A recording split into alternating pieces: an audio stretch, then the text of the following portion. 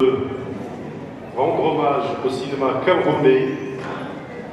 Et pour ce faire, premièrement, je vais appeler Clémentine Assa.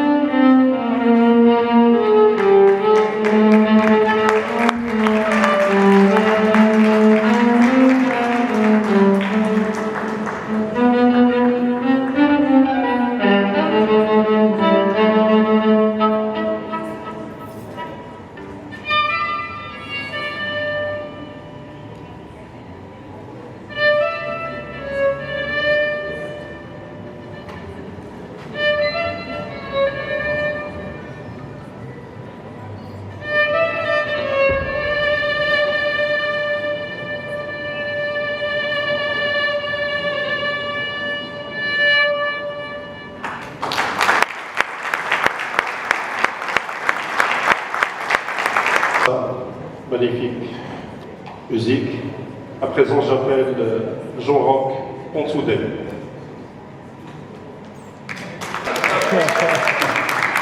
Bonsoir à son délégué général, M. SD. Rien.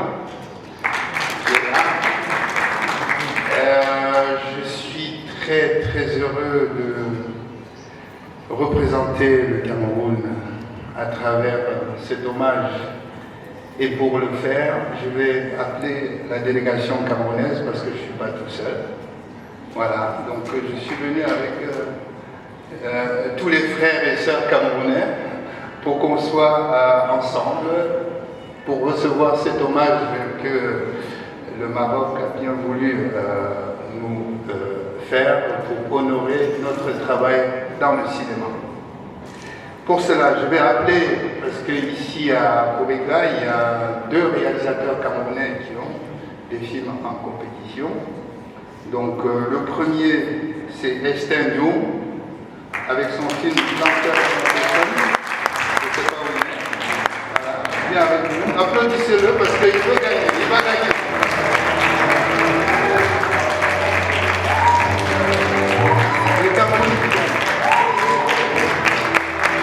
Le deuxième, vous le connaissez depuis l'année dernière parce que c'est la deuxième fois qu'il concourt à Korega. C'est Narcisse Wanji avec Salah.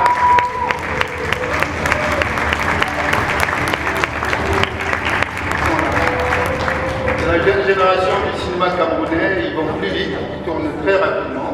L'année dernière, il avait un film en compétition ici. Cette année, il revient avec un film en compétition. Alors, pour le film Plantation, comme je vais dire en anglais, il y a Irène Nangy, qui est la productrice. Comme quoi les femmes sont à l'honneur, elle a produit le film que vous allez voir ce soir tout à l'heure. Il y a Nimo Loglin, Michi Sibi, elle est où?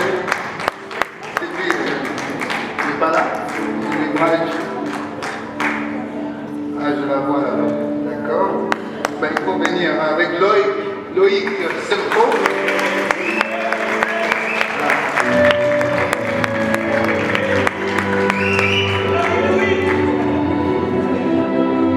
Ok, ben je continue parce qu'on est venu, on a fait ça fort. Voilà, donc. Vous connaissez tous le cinéma, le festival Écran Noir au Cameroun qui vraiment qui a une très très grande collaboration avec le festival de films de Korega. Ça fait presque 10 ans que le Cameroun, via à travers ce festival Écran Noir, collabore avec le festival de Korega. Donc j'ai Madame Fotsing Ate et Brigitte, chargée de mission à Écran Noir.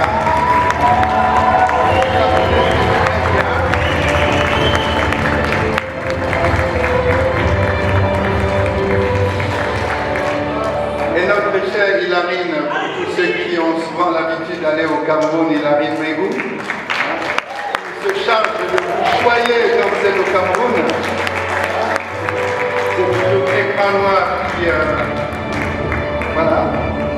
Et puis, donc, je vais continuer. Vous avez vu à l'ouverture, il y avait quelques danseurs et puis qui vous ont fait plaisir, qui vous ont honoré. Aussi à votre tour avec sur la chanson camerounaise de notre cher grand Edis Kemayo qui est là. Donc il y a Clémentine Assa que vous venez d'applaudir qui joue du violon sur les chansons camerounaises. On peut encore l'applaudir. Je ne sais pas où elle est, mais voilà. Et vous avez vu un couple de danseurs aussi à l'ouverture du festival. Il s'agit de Hélène Viviango, je ne sais pas où elle est dans la salle, je vous ai dit de vous mettre devant. Et suivi de son cavalier Gaëtan Bam.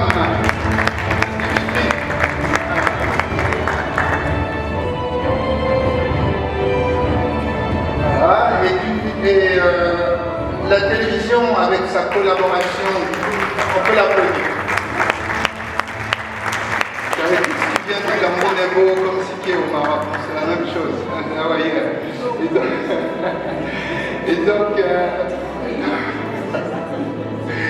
Et donc, on n'est pas venu seul. Il y a la télévision qui va rapporter des images là-bas.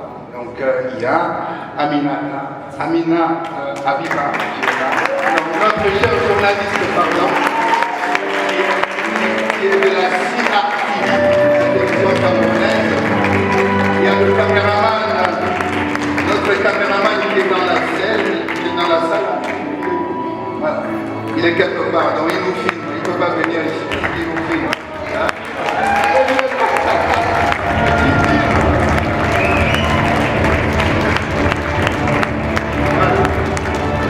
Et pour couronner tout ça, vous avez notre cher Elvis Kemayo, un grand artiste sur qui j'ai fait un grand documentaire sur sa biographie, qui doit venir nous joindre ici. Le documentaire est sur TV Saint-Monde.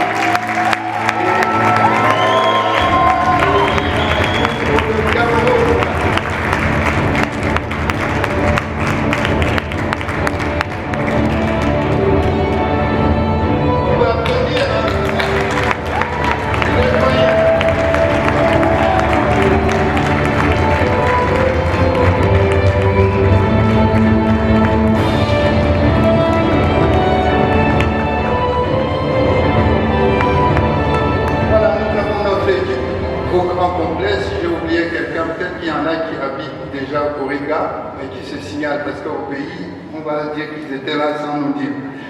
Voilà. Donc, avant tout cela, merci de nous honorer, merci de reconnaître cette effervescence cinématographique au Cameroun. Et je m'en vais un peu rapidement vous situer les dates. Il est né en 1960, hein, le cinéma camerounais, il est très jeune.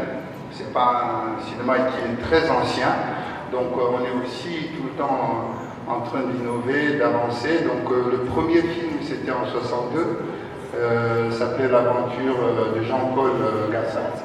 Je crois que c'est bien sûr ça, l'aventure en France, parce qu'à l'époque ils allaient toujours en France. Donc maintenant ils vont au Cameroun, ils restent là. Donc l'aventure de Jean-Paul Gassat c'était en 1962 et en 1963, le deuxième film camerounais connu, officiel, c'est une femme. Il y a des chez nous, dès que les hommes passent, les femmes passent. Bon, deux fois, maintenant, c'est l'inverse. Donc, c'est le film Un tam-tam à Paris de Thérèse Itabella, qui est aussi une pionnière. Au Cameroun, il y a une salle de cinéma qui porte son nom. Donc, c'était vraiment le cinéma camerounais de l'époque qu'on peut entendre. Tous ces films-là étaient en noir et blanc. C'était vraiment des films, comment on peut appeler aujourd'hui, d'art et essai. À partir de... Pardon.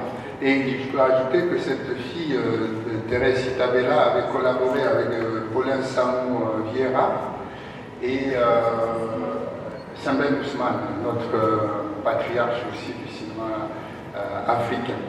Et des années 70 à 85, au Cameroun, on avait 70 salles de cinéma. Aujourd'hui, il n'en reste plus.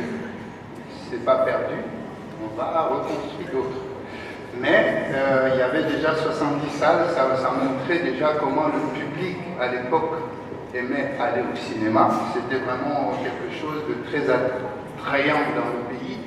Et suite à cela, le gouvernement avait créé le fonds d'aide à la cinématographie, c'était le FODIC, qui va entre autres aider à produire le film Munamoto de notre grand patriarche Dikongue Pipa. C'est un film qui va avoir même, je crois que c'est les talons d'or, les talons de Yenega au FESPACO, c'est le premier film camerounais. Et le deuxième, on vous attend, parce que le deuxième, il faut que ce soit la jeune génération qui le fasse. Donc c'est les talons d'or de Yenega. Après, il y a eu en 73, il y a Pousse Pousse de Daniel Kamwa qui totalise 700 000 entrées en Afrique, tout confondu. C'est un très très très grand film qui reste aujourd'hui dans les annales du cinéma camerounais. Voilà un peu pour cette époque-là. Ce sont des films qui vont marquer l'âge d'or du cinéma camerounais des années 75 à ces années 85 par là. Donc, Nous, on saute un petit peu, on passe vraiment à la jeune génération où on retrouve maintenant tous ceux qui vont refaire le cinéma d'aujourd'hui, qui sont les Urbain Diamouri. Je ne sais pas si vous l'avez connu à l'époque aussi avec La Brûlure. On est en 73. Anna Makossa, donc l'acteur principal de Anna Makossa et d'An Smailov et Anna Makossa, parce que ce sont des films d'Alphonse Béni. Le regretté Alphonse Béni nous a quittés il n'y a pas très longtemps. Elvis Kemayo va jouer dans Dance My Love, qui est même la chanson de un titre de la chanson de son film. Il pourra vous dire ça hors présentation. Voilà, donc tout ça, ça fait l'effervescence du cinéma camerounais à l'époque. Alphonse Béni, il fait des films un petit peu attractifs, des films d'action, il tourne en Chine, il tourne un petit peu à gauche à droite, il tourne en France, et il nous montre un autre cinéma qui n'était pas un cinéma d'auteur, c'était le cinéma vraiment commercial. Donc les années 80 vont arriver, 80-90, avec des anciens qui vont tenter maintenant de refaire des cinémas comme Daniel Kamwa avec Notre fille en 80, Dikongue Beta revient avec Badiaga en 87, La part de gain de Jules Takam en 81, pardon, Les coopérants d'Arthur Sibita. Voilà, j'en passe, hein, si je cite, vous savez, on tourne beaucoup là-bas, donc si je cite, on va passer la nuit ici. Les années 90 arrivent avec les jeunes cinéastes, dont M. Basseba Kobio. Donc, je sais que beaucoup le connaissent ici dans la salle. Il a fait 2 films, Le Grand Blanc de Lambaréné et Le Maître de Canton, qui est même l'adaptation de son roman quand il était prof. Il était maître. Il était maître ou prof, il était maître. Voilà. Et tout ça, ça montre un petit peu, ça retrace pour que vous sachiez pourquoi on nous rend hommage, on le mérite. Un peu d'applaudissements quand même. Voilà. Donc c'est pour vous montrer un petit peu, voilà, pourquoi, parce que certains vont dire, pourquoi on leur rend hommage comme ça, ben, on a fait des choses. Hein, on en a fait pas mal. Donc voilà, donc, à partir de ce moment, il y a Jean-Marie Thénault qui a à son actif plus de 5 films, Jean-Pierre Bécolo, je ne sais pas si certains le connaissent, avec Cartier Mozart, avec le Corbeau d'Aristote de ce film, avec Cyril Massot. Cyril Massot, il a fait Confidence, c'était la même génération. Après, on va passer dans l'ère numérique qui est de 2000 jusqu'à aujourd'hui, c'est 2000. Le cinéma, ce sont des cinéastes 2.0, comme on dit. Ils tournent tous les ans, ils sont très rapides par rapport aux anciennes générations qui attendaient 10 ans pour faire un film. Ceux-là, ils sont très très rapides. Et donc, d'où Narcisse Wanji qui est ici, d'où Eshten Young, et les gens c'était pas mal. Il y a Archie Brice, il y a Tania Ekwe, Brenda Elon, Cindy Evandé, Amurin, Memba, et voilà, et j'en passe, Léa Malé, d'ailleurs. Donc,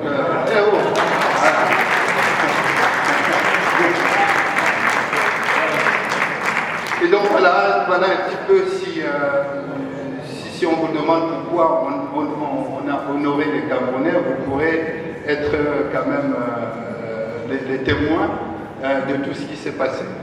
Merci beaucoup. Donc il est un peu jumelé avec le FESPACO. Je sais qu'il y a les responsables dans la salle. Le DG n'est pas encore arrivé, mais il y a M. François Kwabou que tout le monde connaît. Si quelqu'un ne le connaît pas, c'est qu'il n'a jamais été au FESPACO. Ou il n'a jamais entendu parler. Je ne sais pas s'il est dans la salle. En tout cas, voilà, cette triangulaire nous permet aujourd'hui de nous rencontrer, de débattre sur nos projets, d'essayer de faire des choses ensemble, puisque sociologiquement, on a la même base culturelle, on est dans des films de famille, de société, des regards traditionnels, des regards culturels, et j'espère qu'on va continuer. Donc, Madame Haté.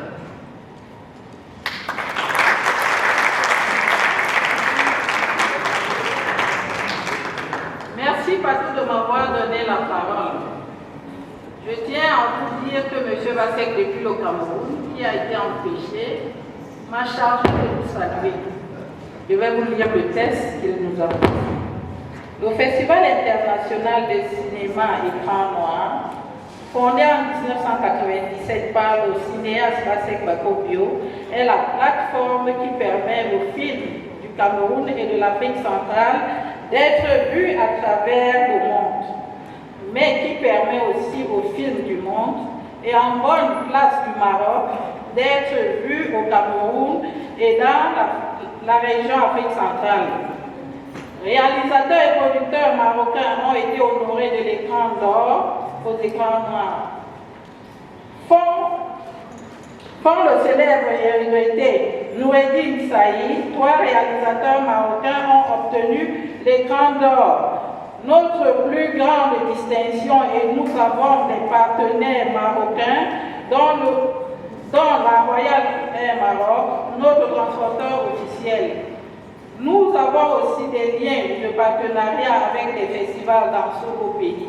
Mais le premier auquel nous tenons beaucoup, c'est notre partenaire avec le Festival du cinéma africain de Coïmda, qui reçoit le plus grand et le plus en plus de films de notre pays et de notre région. Cette année, le Festival des Grands aura lieu du 15 au 22 octobre prochain et c'est la 27e édition. Merci. District urbain. Et M. Pitts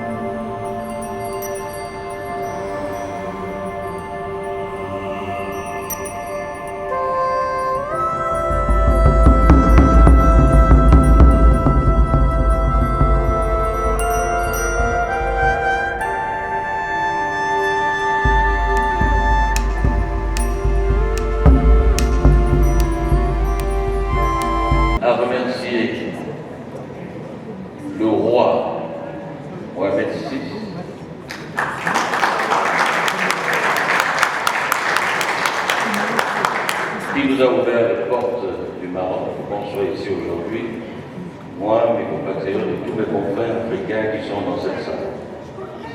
Merci également au peuple marocain, si gentil, si accueillant. On me dit bonjour au moins 10 fois par jour. C'est très rare en Afrique. Merci de cet accueil et merci pour cette grande distinction offerte par le cinéma international, par le Festival international du film africain, représenté ici dans ce beau pays, le Maroc. Et je tiens également à remercier M. Izzedine, que nous avons connu pendant le tour du monde des francs au Cameroun. Nous avons fait le chemin ensemble pour retourner dans nos pays. Et quand il m'a dit je vous inviterai au festival, moi je croyais que c'était un rêve. Eh bien, je découvre le Maroc avec beaucoup de plaisir, tout simplement pour dire merci à ce trophée. Nous avons l'emporter, nous allons l'amener et remettre à acquis le droit à la nation camerounaise.